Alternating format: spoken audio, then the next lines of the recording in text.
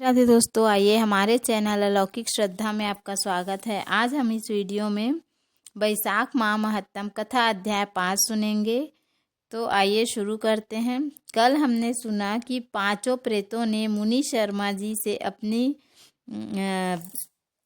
अपनी बात कही। मुनि शर्मा ने आगे कहा, तुम लोगों ने अज्ञानवश पाप किया, किंतु इसके लिए तुम्हारे हृदय में अनुताप है तथा तुम सब के सब सत्य बोल रहे हो। इस कारण तुम्हारे ऊपर अनुग्रह करना मेरा कर्तव्य है। मैं अपनी भुजा ऊपर उठाकर कहता हूँ, मेरी सत्य बातें सुनो। पूर्व काल में जब मुनियों का समुदाय एकत्रित हुआ था, उस समय मैंने महर्षि अंगिरा के मुख से जो कुछ सुना था वही वे शास्त्रों में भी देखा।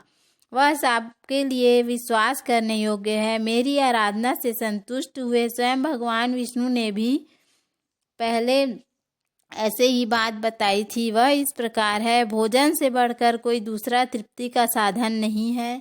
पिता से बढ़कर कोई गुरु नहीं, ब्राह्मणों से उत्तम कोई दूसरा पात्र नहीं है तथा भगवान विष्णु से श्रेष्ठ कोई दूसरा देवता नहीं है। गंगा की समानता करने वाला कोई तीर्थ, गोदान की तुलना करने वाला कोई दान, गायत्री के समान जप, एकादशी के तुल्य व्रत, भार्या के सदृश मित्र, दया के समान धर्म और स्वतंत्रता के समान सुख नहीं है। गाय स्वस्थ से बढ़कर आश्रय और सत्य से बढ़कर सदाचार नहीं है। इसी प्रकार संतोष के समान सुख तथा वैशाख के मास के समान महान पापों का अपहरण करने वाला दूसरा कोई मास नहीं।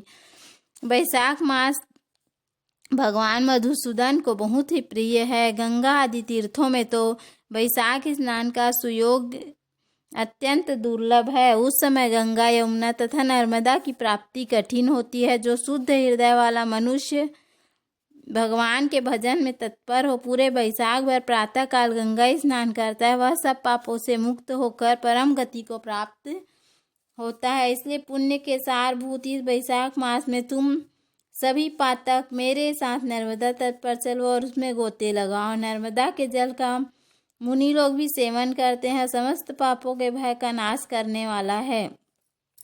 मुनियों के कहने पर वह सब प्राणी उनके साथ अद्भुत पुण्य प्रदान करने वाली नर्मदा नदी की प्रशंसा करते हुए उसके तट पर गए। किनारे पहुंचकर ब्राह्मण श्रेष्ठ मुनि शर्मा का चित्त प्रसन्न हो गया। उन्होंने वेदोक्त विधि के अनुसार नर्मदा के जल में प्रातः स्नान किया। उपयुक्त पांचों पापियों ने भी ब्राह्मण के कहने से ज्यों ही नर्मदा में डुबकी लगाई, त्यों ही उनके शरीर का रंग बदल गया। वे तत्काल स्वर्ण के समान कांतिमान हो गए। फिर मुनि शर्मा ने सब लोगों के सामने उन्हें पाप प्रशमन नामक स्रोत सुनाया। भूपाल, अब तुम पाप प्रशमन नामक स्रोत सुनो। इसका भक्ति पूर्वक श्रवण करके भी मनुष्य पाप राशि से मुक्त हो जाता है। इसके चिंतन मात्र से बहुतेरे पापी शुद्ध हो चुके हैं। इसके सिवा और भी बहुत से मनुष्य इस स्रोत का सहारा लेकर अज्ञान जनित पाप से मुक्त हो गए हैं। जब मनुष्यों का चित्त पराई स्त्री, पराये धन तथा जीव हिंसा आदि की ओर जाए तो इस प्रायश्चित रूपा स्तुति की शरण लेनी चाहिए। यह स्तुति इस प्रकार है, बोलो श्री हरि विष्णु भगवान की जय। अगली कथा में हम यह स्तुति सुनेंगे। तो उम्मीद है आपको हमारा वीडियो पसंद आया होगा। यदि हमारा वीडियो पसंद आया तो वीडियो को लाइक, शेयर और सब्सक्राइब करना ना भूलें। धन्यवाद। राधे राधे।